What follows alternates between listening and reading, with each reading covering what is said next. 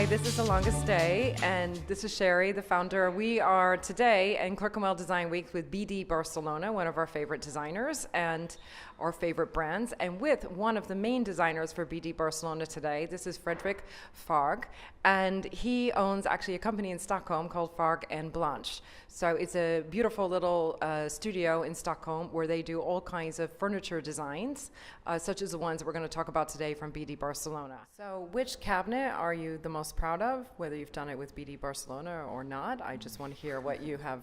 I'm sure it's probably with BD Barcelona, but if it's not, just tell me what's your most proud product and cabinet, I guess.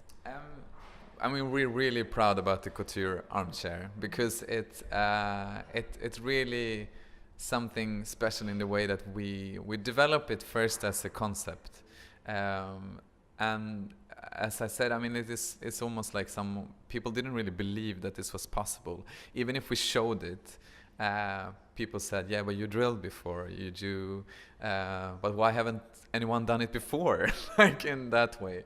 And then we did it, and BD took up this, conceptual idea to take it to production, to mass production. And that is totally fantastic. Also to trust in us in doing this. So yeah, I'm really proud about that. I think to be able to keep something distinctive when it's bespoke, and then when you can move it to industrialized mass, is really an art. Because most people can't keep your distinctive style in both production lines. It just doesn't work, does it? It's very hard. Yeah, that's it. I mean, we work very elaborative in our process, and we do our both like art projects as well, like sculpture, outside sculptures, and some bespoke work as well. But for us, I don't really see a difference in the process of making. Maybe it's a difference of the how to say the result in some way, or how it's applied, or the whole idea that we had with the wood tailoring was that it was meant to take to a next level. I mean, we really from the beginning saw that we like to do this as an industrial production, because that's when it comes out the right way. I mean, we could do one by one in this object as well, but it's actually much better if it's done, more of it, like, and I mean, but I see it more like if we're doing, let's say, if you would do high fashion, then you can also do the, regular fashion in one way. I also want to ask you, your collaboration with BD Barcelona, what made you choose this particular company to work with? Oh, I really love the catalog of design that they are working with, and all the collaborations they've been doing. It's been really amazing. So it's really an honor for us to be here to work with them. So, and how, in some way, I mean, like the journey that you are on, you don't really know exactly where you're going on that road, and it's but what I can say is I'm really happy just to be part of this wonderful family of designer. I also wanted to bring up the art designs that you've done, because haven't you done products that have actually ended up in art galleries?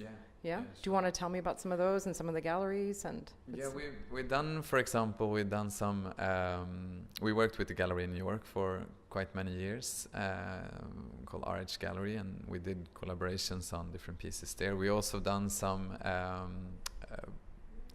production work with Comme des Garçons. They've been using our furniture in their trading museum of Comme des Garçons in Tokyo and Seoul and other places. So that's more of our artwork, but also it takes from that also into public artwork, more like big sculptures, which is our latest project. You can say that we're doing more like bigger pieces for outside. Like, have you done anything for any films or anything, or just for the museums mostly? I would like to do that. Yeah. See, I got an idea. I put it in your head, huh? Exactly. Actually, we've been contacted by some films to be part of the movie, but yeah, hopefully in the future. Like. Yeah, I can see it. We'll just have a cabinet in Harry Potter next time. Yeah. What inspired you? I mean, what inspires you in general? I mean, whenever you're coming up with a new concept or new product, how do you get your inspiration?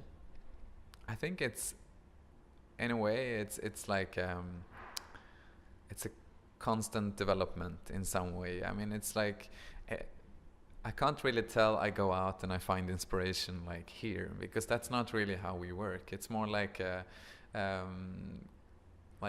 we are finding maybe a material or a challenge or a way of working, or actually even more, we are challenging each other, because I mean, I'm actually only half of my studio. I have my partner Emma Färg Blanche, which I'm working with. And I think also that we find quite a lot of inspiration in each other, that, you know, challenging how to look at things or discussions about things and so on. And that is, I mean, that's what takes us ahead. I've heard that from other designers. Are actually couples that when they get together, the outcome is usually better than if they'd done it themselves, because they look at the goal, the bigger goal of we want to get the project, not who's going to get it, you know, or whose idea is going to win. It's more like we want to get the project, and then you just challenge each other until you come up with the right idea, and then the masterpiece comes out because there's two of you. Yeah? Yeah, Would you agree? In some way, yeah, I totally agree, because in some way you can be very frank about, like, you know, okay, Emma comes in and she's like, yeah, but this is not good. And then I maybe, you know, I'm more the workshop guy who is, you know, dealing with the production and all the development of the like physical like things. And then and maybe we come and we talk about it, and she just like directly says, no, we can't do this. Like she puts her creative like, touch. And then you just, you know, have to together tweak it. So it's just like, but then maybe I would say, no, I believe we should do it. And if I convince her, then, you know, it's done. But it's also the opposite, that if she convinced me that we should do it like this, then we do it. So it's always this kind of like dialogue floating. What are your favorite materials to work with, and what materials don't you like working with?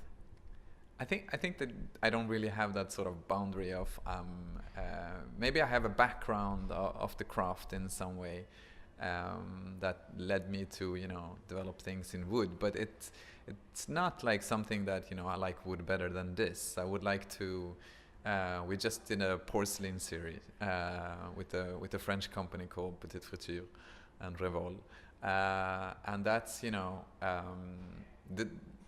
it's lovely to mix over, to cross over, to work with different type of materials. So no, I don't have some sort of like focus on one material that I love. And yeah. Very good. Well, on that note, thanks very much. Thank you for joining The Longest Day today, and it's been a real pleasure, and hope to see you again soon.